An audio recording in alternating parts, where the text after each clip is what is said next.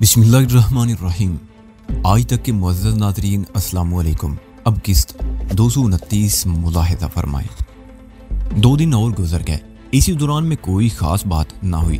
ना तो मुझ पर हमला करने वाले शख्स का पता चला और ना ही शहवाग का कोई सुराग मिला।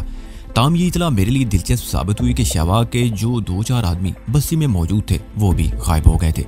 वो बुढ़िया हर सुबह बाकायदगी से मेरे जख्म की पट्टी तब्दील कर रही थी। उसके साथ ही करेले के जायके जैसा कड़वा जूस भी पिलाया जा रहा था, जिसके बारे में पाला ने बताया कि इससे न सिर्फ बदन को तवानाई मिलती है बल्कि ये जूस किसी भी किस्म का जख्म खुश्क करने के लिए बड़ा कारआमद है। और गालिबन यही वजह थी कि मेरा जख्म बड़ी तेजी से मंदेमिल हो रहा था। वो चांद की पहली रात थी और चांद की हर पहली रात और 14वीं रात को कबीले वाले जश्न मनाया करते थे। उस रात भी जश्न था। ग़ुरूब आफ्ताब से पहले बहुत से लोग हमारे झोंपड़े से तकरीबन 100 गज आगे झील के किनारे एक खुली जगह पर जमा होना शुरू हो गए।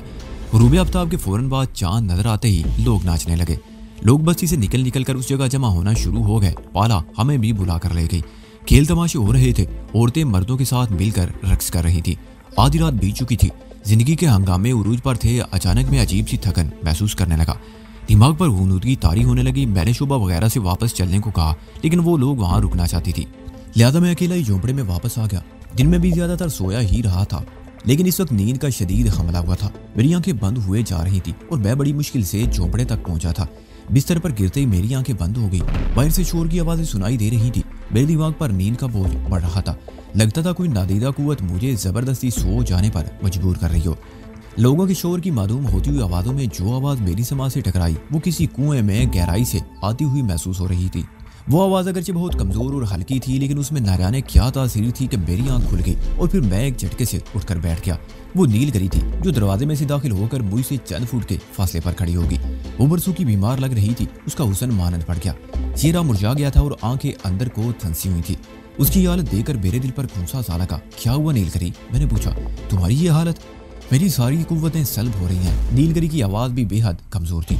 वो शैतान मेरे करीब आता जा रहा है। मेरे गिर्द हिसार तंग हो रहा है। मैं उसका मुकाबला नहीं कर सकती। मेरे और उसके दरमियान सिर्फ 6 दिन का फासला रह गया है, और ये फासला भी सिमट गया तो मैं उसके कब्जे में चली जाऊंगी और सबसे पहले वो मुझे तुम्हारे खिलाफ इस्तेमाल करेगा और मैं उसका हर हुक्म मानने पर मजबूर होंगी। मेरे दिमाग में धमाके होने लगे। 6 दिन, सिर्फ 6 दिन।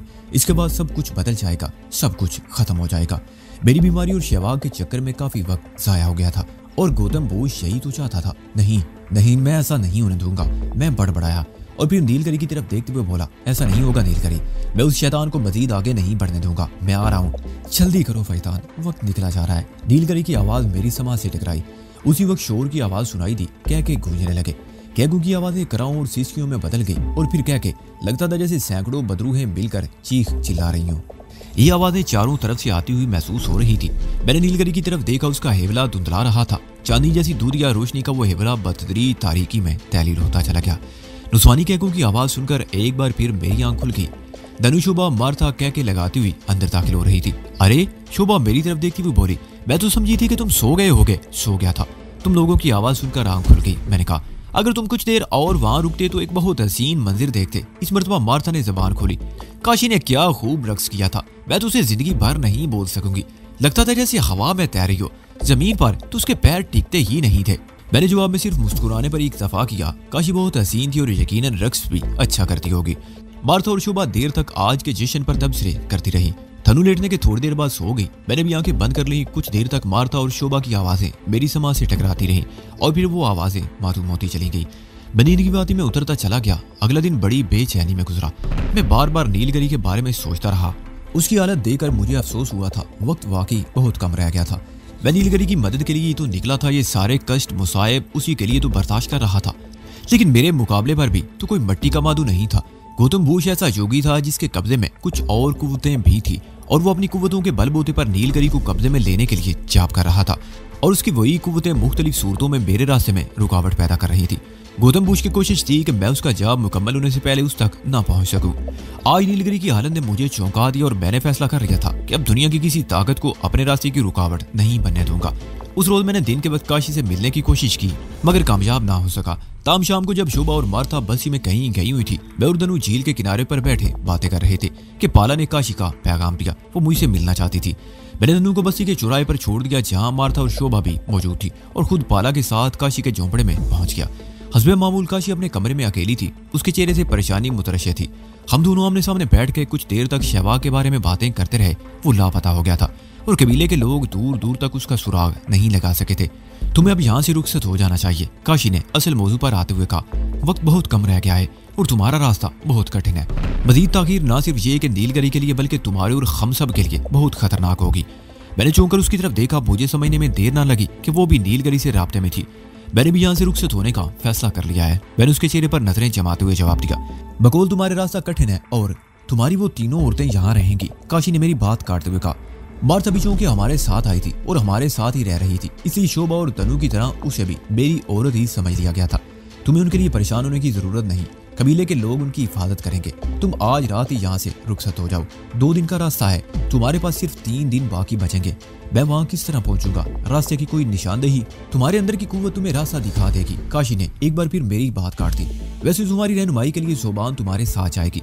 आधी रात को जब सुर्ख सितारा जजीरे के ऐन ऊपर चमकता हुआ नजर आएगा, तुम झोंपड़े से निकलकर बस्ती के शुमाल में काली चट्टान के पास पहुंच जाओगे। ज़ुबान तुम्हें वहीं मुंतजिर मिलेगा। हम अभी बातें कर रहे थे कि पाला ने आकर काशी के कान में कुछ कहा। काशी के होंठों पर खफीफ सी मुस्कुराहट आ गई। वो मेरी तरफ देखते हुए बोली, मैंने ज़ुबान को यहाँ बुलाया था, वो आ गया है। तुम भी उससे मुलाकात कर ही लो। काशी के इशारे पर पाला कमरे से निकल गई। तकरीबन 2 मिनट बाद वो दोबारा अंदर दाखिल हुई तो उसके साथ एक और आदमी भी था जिसका उसने हाथ पकड़ रखा था। उस आदमी को देखकर मुझ पर अजीब सी कैफियत तारी होने लगी।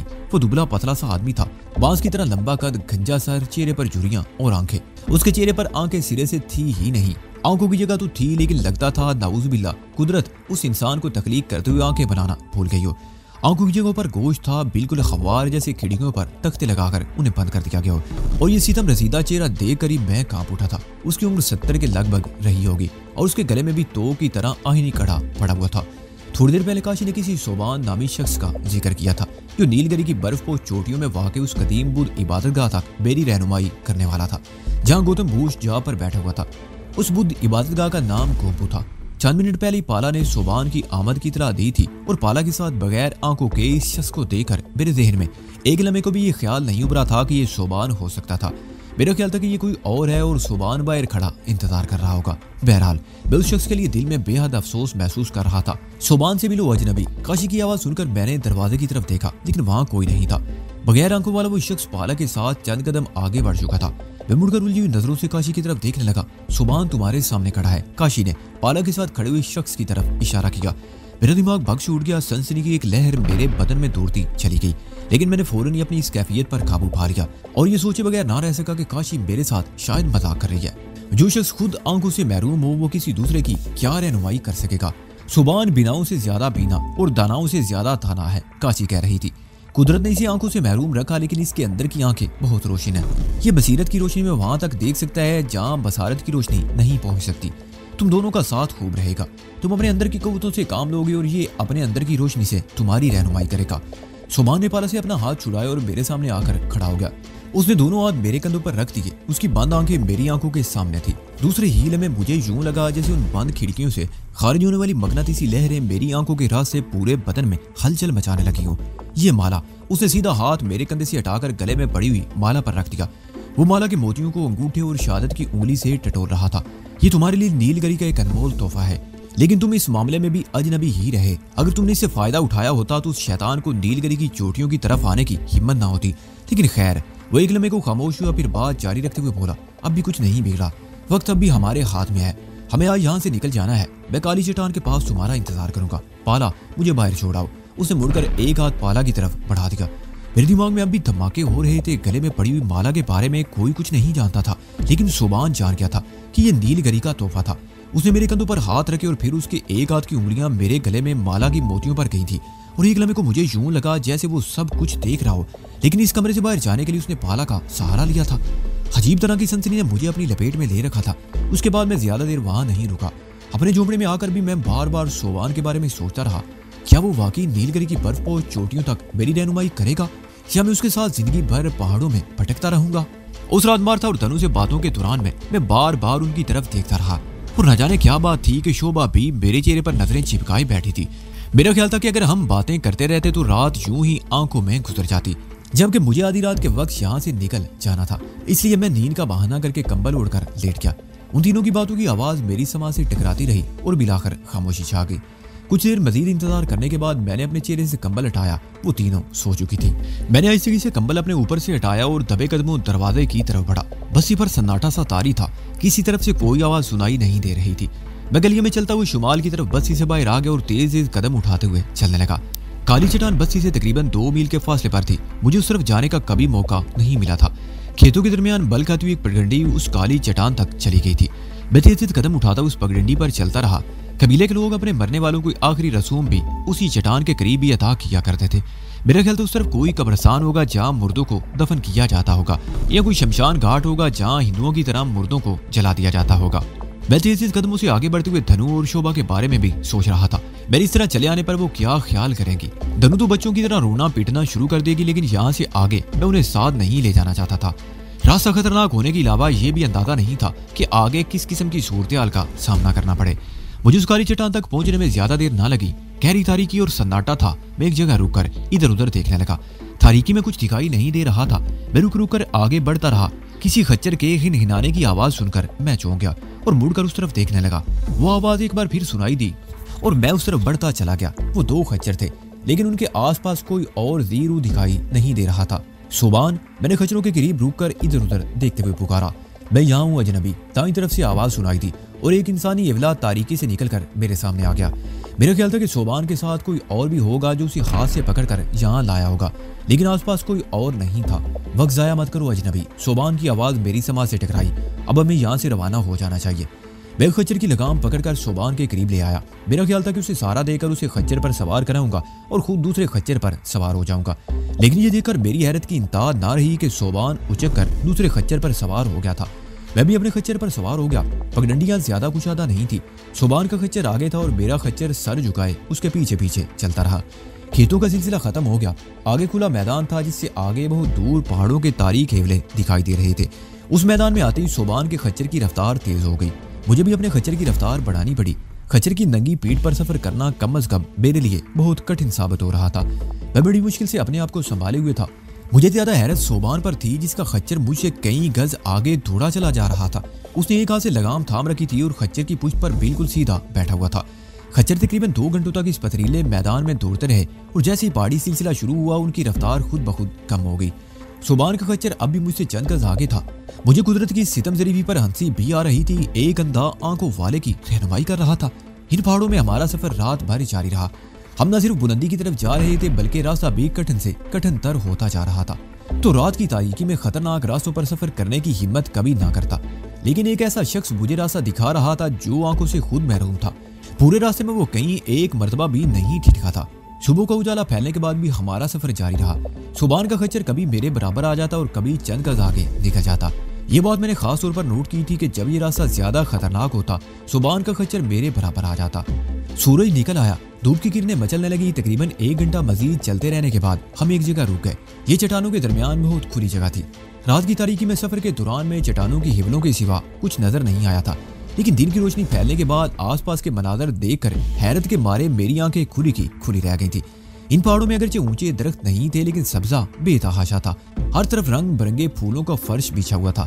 जिस जगह हम ठहरे थे वहां भी शफाफ पानी की एक छोटी नदी के आसपास सब्ज दबीज घास और फूलों की चादर बिछी हुई थी। सुबह ने अपने खच्चर की गर्दन से बंधा हुआ एक थैला उतार लिया और खच्चर को खुला छोड़ दिया। रात भर के सफर से खच्चर भी थक गए थे और मेरी हालत कुछ ज्यादा ही अबतर थी। राजस्थान में मैंने शौकिया तौर पर घोड़े की थोड़ी बहुत सवारी की थी, लेकिन आरामदेह जमीन पर थोड़ी देर को सवारी करना और बात थी, और खच्चर की नंगी पीठ पर रात भर सफर जारी करना दूसरी बात। मेरा जोड़ जोड़ हिल कर रह गया था। खच्चर से उतरकर मैं घास पर लेट गया और गहरी गहरी सांसें लेने लगा। सोबान नदी के किनारे पर बैठ गया। पानी के चंद घूंट पीने के बाद वो मेरी तरफ घूम गया। थक गए, वो बोला। उसके अंदाज से ऐसे लगता था जैसे वो मुझे देख रहा हो। घोड़े या खच्चर की नंगी पीठ पर कभी सफर नहीं किया, मैंने जवाब दिया। कठिनाइयां भी जिंदगी का हिस्सा हैं, उसने कहा। मकसद अगर नेक हो तो कोई मुश्किल नहीं रहती। लो थोड़ी पेट पूजा कर लो, हम आगे चलेंगे। उसके बाद लो थोड़ी पेट पूजा कर लो तो हम आगे चलें। उसने थैला मेरी तरफ उछाल दिया। मैंने उठकर मुंह हाथ धोया और फिर थैला खोलकर उसमें झांकने लगा। उसमें मटर के भुने हुए दाने थे। गुज़िश्ता रात का खाना इस सफर के दौरान में हजम हो चुका था और इस वक्त मुझे वाकई भूख लग रही थी। मैंने एक मुट्ठी दाने ले लिए और थैला सोबान की तरफ बढ़ा दिया। लो तुम भी खाओ। सोबान ने थैले की तरफ हाथ बढ़ाया तो मुझे शरारत सूझी और मैंने थैला एक तरफ हटा दिया। सुबान का हाथ उस तरफ बढ़ा तो मैंने थैला वहां से भी हटा दिया। मजाक कर रहे हो? सुबान के होंठों पर मुस्कुराहट आ गई। मेरा दिमाग भग से उड़ गया। मेरे लाशऊर में शायद ये हो कि मैं उसे आजमाना चाहता था, लेकिन इस वक्त मैं ये भूल गया था कि आंखों से महरूम जो शख्स रात की तारीकी में खतरनाक पहाड़ी रास्तों पर मेरी रहनुमाई करता आया था, मैं उसे बेवकूफ बनाने की कोशिश कर रहा था। मैं ये भी भूल गया था कि गुज़िश्ता रात सफर के दौरान में कई ऐसे खतरनाक मुकाम आए थे जहाँ मामूली सी गफलत किसी को तहत सुरा में पहुंचा सकती थी, और ऐसे हर मौके पर सोबान ने मेरी रहनुमाई की थी। मुझे अफसोस है सोबान, मेरे लहजे में निदामत थी। मुझे ऐसा नहीं करना चाहिए था। मैंने बुरा नहीं माना। सोबान ये कहते हुए मेरे हाथ से थैला ले लिया और उसमें से मटर के दाने निकाल कर खाने लगा। भुने हुए मटर के दाने नमकीन थे जो खाने में बहुत अच्छे लग रहे थे। मटर खाने के बाद मैंने सैर होकर पानी पिया और घास पर लेट गया। तकरीबन 1 घंटे बाद हमारा सफर दोबारा शुरू हो गया। हम मुसलसल बुलंदी की तरफ जा रहे थे। रास्ता बेहद खतरनाक था। कहीं तंग सी दराड़ों में से गुजरना पड़ता और कहीं उमूदी ढुलाने थी। दिन भर रुके बगैर हमारा सफर जारी रहा। दोपहर के करीब हम थोड़ी देर को एक जगह रुके और फिर आगे रवाना हो गए। शाम का अंधेरा फैलने से पहले हम एक ऐसे मुकाम पर पहुंच गए जहां हमारे सामने नशेब में वसी और अरीज वादी फैली हुई थी, जिसकी दूसरी तरफ नीलगिरी की बर्फ को चोटियां थी। बर्फ से ढके हुए इन पहाड़ों में कहीं बुद्ध की वो कदीम इबादतगाह गोम्पो थी जहां गौतम बुद्ध जा पर बैठा हुआ था। यही बर्फ को चोटियां नीलगिरी का भी मस्कन थी जहाँ वो बेचैनी से मेरा इंतजार कर रही थी। क्या ये बेहतर ना होगा कि हम आज की रात यहाँ आराम कर लें और सुबह अपना सफर दोबारा शुरू करें? मैंने सोबान की तरफ देखते हुए कहा। नहीं। सोबान ने नफी में सर हिला दिया। आधी रात से पहले पहले हमें वादी की दूसरी तरफ पहुंच जाना चाहिए। अगर तुम बहुत थक गए हो तो हम चंद मिनट यहाँ आराम कर सकते हैं। नहीं। मैंने भी नफी में सर हिला दिया। मैं उस 70 साल बूढ़े के सामने अपने आप को हल्का साबित नहीं करना चाहता था, जो पिछले 18 घंटों से खच्चर की नंगी पुश्त पर नॉन स्टॉप सफर जारी रखे हुए था। सूरज गुरूब होने में तकरीबन आधा घंटा बाकी था। 10 मिनट रुकने के बाद हमने अपना सफर दोबारा शुरू कर दिया। हमारे सामने ढुलान थी और वो वादी मीलों दूर तक फैली हुई थी। मेरा ख्याल था कि हम ज्यादा से ज्यादा 3-4 घंटों में उस वादी की दूसरी तरफ बर्फपोश पहाड़ के दामन में पहुंच जाएंगे। खच्चर भी मुसलसल सफर से थक गए थे। उनकी रफ्तार भी ज्यादा तेज नहीं रही थी। सूरज गुरूब हो गया। शाम के साए गहरे होते गए। सुरमई धुंधलके की जगह अंधेरे की स्याह चादर फैलने लगी और फिर अंधेरा इस कदर गंभीर हो गया कि चंद गज आगे की चीज भी दिखाई नहीं दे रही थी। लेकिन खच्चर इत्मीनान से चलते रहे। लगता था जैसे ये रास्ता उनका देखा बाला हो और वो पहले भी इस तरफ आते रहे हों। पुरहुल सन्नाटा दिल पर वैसे तारी कर रहा था। मैंने ध्यान बटाने के लिए सोबान से बातें शुरू कर दी, लेकिन वो हूँ हाँ से आगे नहीं बढ़ रहा था। अजीब आदमी था। कल आधी रात के वक्त से हमने सफर शुरू किया था। उस वक्त से अब तक चंद जुमलों के तबादले के सिवा हम में कोई गुफ्तगू नहीं हुई थी और इस वक्त भी वो गुफ्तगू से इतनाब बरत रहा था। मैं भी खामोश हो गया। पूरे सफर के दौरान में मैंने ये बात खास तौर से नोट की थी कि सोबान कभी कभी अपना खच्चर रोककर इस तरह नतने फैलाने पिचकाने लगता जैसे कुछ सूंघने की कोशिश कर रहा हो। इस हरकत के बाद या तो उस रास्ते पर अपना सफर जारी रखता या मुझे इशारा करता हुआ खच्चर को किसी और रास्ते पर मोड़ देता। 1-2 मरतबा ऐसा भी हुआ कि हम मुड़कर बहुत दूर तक पीछे आए थे और फिर रास्ता तब्दील किया था। इस वादी में सफर करते हुए तकरीबन 4 घंटे हो चुके थे। ढुलान खत्म हो चुकी थी। अब आगे हमवार इलाका था। सामने पहाड़ों के हिवले अब भी इतने ही दूर थे जितने इस वादी के शुरू में नजर आए थे। आसमान पर चमकते हुए सितारों की रोशनी के बायस तारीकी में अब वो पहले जैसी गंभीरता नहीं रही थी। रास्ता भी अब किसी हद तक साफ नजर आने लगा था। अचानक सोबान ने खच्चर रोक लिया और मुंह उठाकर फजा में कुछ सूंघने की कोशिश करने लगा। मैं भी अपना खच्चर रोककर उसकी तरफ देखने लगा। सोबान खच्चर पर बैठे बैठे चारों तरफ घूमकर नथने फुला पिचका रहा था और फिर अचानक वो सीधा हो गया। उसके चेहरे पर अजीब से तासरात उभर आए जैसे उसने कोई खौफनाक बात महसूस की हो। भागो भागो यहाँ से अजनबी, वो अपने खच्चर की लगाम संभालते हुए बोला। खेल शुरू हो गया है। बलाएं हम पर हमलावर होने वाली हैं। जितनी जल्दी मुमकिन हो सके हमें इस वादी से निकल जाना चाहिए। इससे पहले कि मैं कुछ पूछ सकता उसने अपने खच्चर को एड़ी लगा दी। खच्चर बगटेट भाग खड़ा हुआ। मैं अगरचे उसकी बात पूरी तरह नहीं समझ सका था, लेकिन एक अनजाना सा खौफ अचानक ही जहन में उभर आया था। मैंने अपने चारों तरफ देखा, लेकिन मुझे कोई बला नजर नहीं आई जो हमलावर होने वाली हो। लेकिन सोबान भी गलत नहीं था। वो आंखों से महरूम था, लेकिन कुदरत ने इस महरूमी के इवज उसे कुछ और सलाहियतों से नवाजा था। वो आंखों के बगैर देख सकता था। उसके अंदर कोई ऐसी इजाफी हिस्स भी थी जिससे वो फजा में सूंघ कर सूरत-ए-हाल का अंदाजा लगा सकता था। इस गालबन छठी हिस्स से भी आगे की कोई चीज थी। अचानक मैं चौंक गया। कुछ ऐसी आवाजें मेरी समाज से टकराई थी जैसे चंद जानवर रेवड़ की सूरत में दौड़ रहे हों। ये पूरी तरह आवाजें कभी करीब से सुनाई देती, कभी बहुत दूर से आती हुई महसूस होती। मैं आंखें फाड़े चारों तरफ देखता रहा, लेकिन कोई ऐसी चीज दिखाई ना दी। अजनबी भागो, वहां खड़े क्यों हो? सोबान की आवाज सुनकर मैं चौंक गया। मुड़कर उस तरफ देखा तो वो मुझसे तकरीबन 100 गज आगे निकल चुका था। मैंने भी अपने खच्चर को एड़ी लगा दी। मुसलसल सफर से अगरचे खच्चर भी थका हुआ था, लेकिन एड़ लगते ही वो भाग खड़ा हुआ। शाम से पहले हमने जहाँ थोड़ी देर के लिए पड़ाव डाला था, वहाँ मैंने एक झाड़ी से लंबी सी एक शाख तोड़ दी थी जो अब भी मेरे हाथ में थी। मैं तनकर बैठ गया। एक हाथ में लगाम थी और दूसरे हाथ में पकड़ी हुई छड़ी से हल्की हल्की जरबें लगाकर खच्चर को तेज दौड़ने पर मजबूर कर रहा था। थोड़ी देर बाद ही मैं सोबान के बराबर पहुंच गया। वो भी खच्चर को तेज से तेज दर भगाने की कोशिश कर रहा था। हमारी कैफियत इस वक्त ऐसी थी जैसे जहन्नुम की बलाएं हमारा पीछा कर रही हों। और फिर मैंने उन बलाओं को देख लिया। दौड़ने की आवाज सुनकर ही मैंने पीछे मुड़कर देखा, उसके साथ ही मुझे सीने में सांस रुकता हुआ महसूस होने लगा। गोले बियाबानी हमारा पीछा कर रहा था। वो खौफनाक भेड़िए थे और तादाद में कई थे। उनकी आंखें अंधेरे में भी बलूर की तरह चमक रही थी। दौड़ने के साथ उनकी गुर्राहटों की आवाजें भी सुनाई देने लगी। दोनों खच्चरों ने भी खतरे को महसूस कर लिया। वो भी जान तोड़कर दौड़ रहे थे, लेकिन जाहिर है वो खच्चर थे, उनकी रफ्तार ज्यादा तेज नहीं थी। सोबान वाला खच्चर मुझसे चंद गज आगे था। सोबान बार बार पीछे मुड़कर देखता और अजनबी तेज तेज से चीखता। मैं खच्चर को तेज दर दौड़ाने के लिए उसे बार बार चाबक रसीद कर रहा था। दो भेड़िए मेरे बिल्कुल करीब पहुंच रहे थे। थोड़ी देर बाद उनमें से एक भेड़िया खच्चर के बराबर पहुंच गया और उछलकर मेरा पैर पकड़ने की कोशिश की। अगर मेरा पैर उसके मुंह में आ जाता तो वो उसे चबा ही डालता। मैंने दोनों टांगे खच्चर के पेट के साथ लपेट ली और भेड़िए के मुंह पर चाबक रसीद कर दी। चाबक खाकर वो भेड़िया तो पीछे रह गया, लेकिन दूसरा भेड़िया करीब पहुंच गया था जो खच्चर की पिछली टांग पर दांत गाड़ने की कोशिश कर रहा था। मैंने छड़ी से उस भेड़िए पर भी 2-3 हमले किए, लेकिन उसने पीछा नहीं छोड़ा। सोबान भी ऐसी सूरत-ए-हाल से 2-4 था, लेकिन हैरत की बात थी कि भेड़िए उससे काफी दूर थे और जान तोड़कर दौड़ते हुए उसके करीब पहुंचने की कोशिश कर रहे थे। मेरे पीछे आने वाले एक भेड़िए ने अक्लमंदी ये की कि वो दौड़ता हुआ मेरे खच्चर से आगे निकल गया। तकरीबन 10 गज आगे जाकर वो रुका, तेजी से मुड़ा और हैरत अंगेज तौर पर हवा में उछलकर मेरी तरफ हमलावर हुआ। उस भेड़िए को देखकर खच्चर बिदक गया। वो अगले पैर उठाकर हवा में उछला। इसी दौरान में सामने से हवा में उड़ता हुआ भेड़िया मेरे ऊपर हमलावर हो चुका था। मैंने अपने हाथ में पकड़ी हुई छड़ी भी फेंक दी और खच्चर की लगाम भी छोड़ दी और दोनों हाथ उठाकर भेड़िए को अपने हाथों पर रोका। खच्चर मेरे नीचे से निकल गया। मैं पुश्त के बल जमीन पर गिरा। भेड़िया मेरे ऊपर था, लेकिन मैंने उसे अपने पीछे उछाल दिया। इस तरह खच्चर की पुश्त पर से गिरने से मुझे अच्छी खासी चोट लगी थी, लेकिन मैंने संभलने में भी ज्यादा देर नहीं लगाई। मेरे सामने वाकई ही जहन्नुम की बलाएं थी। सोबान आगे निकल चुका था, उसके पीछे कोई भेड़िया नहीं था, जबकि दर्जन भर भेड़िए तांद कोसते और गुर्राते हुए मुझे घेरे में लेने की कोशिश कर रहे थे। अचानक मेरे ذहन में एक और ख्याल उभरा। ये भेड़िए ये भी मुझे बुद्ध इबादतगाह तक पहुंचने से रोकने की कोशिश थी।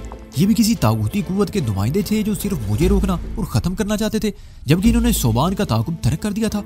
मेरे ذहन में उभरने वाले सिर्फ इस एक ख्याल ने सूरत-ए-हाल बदल दी थी। मेरी अंदर की तमाम तर कुव्वतें मेरी आंखों में समट आई। 3 भेड़िए बड़ी शिद्दत से मेरे ऊपर हमलावर हुए थे, लेकिन अचानक वो रुक गए। मुझे उनके पैरों के करीब कुछ चिंगारियां सी नाचती हुई नजर आईं। वो चिंगारियां बड़ी सूरत से फैलती गईं। भेड़िए मुझ पर हमलावर होना भूल गए और उछल उछल कर अपने आप को उन चिंगारियों से बचाने की कोशिश करने लगे। उनके पैर जमीन पर नहीं टिक रहे थे। वो नन्ही नन्ही चिंगारियां दुखते हुए अंगारों में बदल गई। वो खूनख्वार भेड़िए उछल रहे थे। उनके मुंह से अब हुर्राटों की बजाय अजीबो गरीब आवाजें निकल रही थी। मेरी नजरों का जाविया बदल गया। अब मैंने नजरों ही नजरों से उन भेड़ियों के गिर्द दायरा बनाना शुरू कर दिया। वो आग का दायरा था जो उन खूनख्वार भेड़ियों को अपने इशार में ले रहा था। वो इशारा भी मुकम्मल नहीं हुआ था कि एक भेड़िया बाहर निकलने में कामयाब हो गया। ये वो भेड़िया था जिसने खच्चर से आगे निकलकर मेरे ऊपर हमला किया था। एक और भेड़िए ने भागने की कोशिश की थी, लेकिन उससे पहले ही आग का दायरा मुकम्मल हो गया। वो भेड़िया आग के दायरे में महसूर होकर रह गए। वो अंगारों पर इधर उधर भाग रहे थे। उनके मुंह से बड़ी भयानक आवाजें निकल रही थी। मैं उस भेड़िए की तरफ देखने लगा जो फरार होने में कामयाब हो गया था। वो बहुत दूर निकल गया था। एक टीले पर पहुंचकर वो रुक गया। सितारों की रोशनी में उसका हेवला दिखाई दे रहा था। वो आसमान की तरफ मुंह उठाए रो रहा था। सन्नाटे में उसके रोने की आवाज पूरी वादी में फैल रही थी। अजनबी, अब देर मत करो, निकल चलो यहाँ से। मैंने मुड़कर आवाज की तरफ देखा। सोबान मुझसे तकरीबन 100 गज आगे के फासले पर था, लेकिन उसकी आवाज मुझे अपने बिल्कुल करीब से सुनाई दी। मैं उठकर इधर उधर देखने लगा। मेरा खच्चर भी तकरीबन 20 गज दूर खड़ा था। मैं दौड़कर उसके करीब पहुंच गया। मैंने उसे पकड़ने की कोशिश की तो वो फिर बिदक गया। मैंने बड़ी मुश्किल से उसे काबू किया। उसकी पुश्त थपथपाते हुए मुझे एहसास हुआ कि वो पसीने में भीगा हुआ है। मैं उछलकर उसकी पुश्त पर सवार हो गया और उसे हल्की सी एड़ लगा दी। सोबान मेरा ही मुंतजिर था। उसने भी अपने खच्चर को एड़ लगा दी।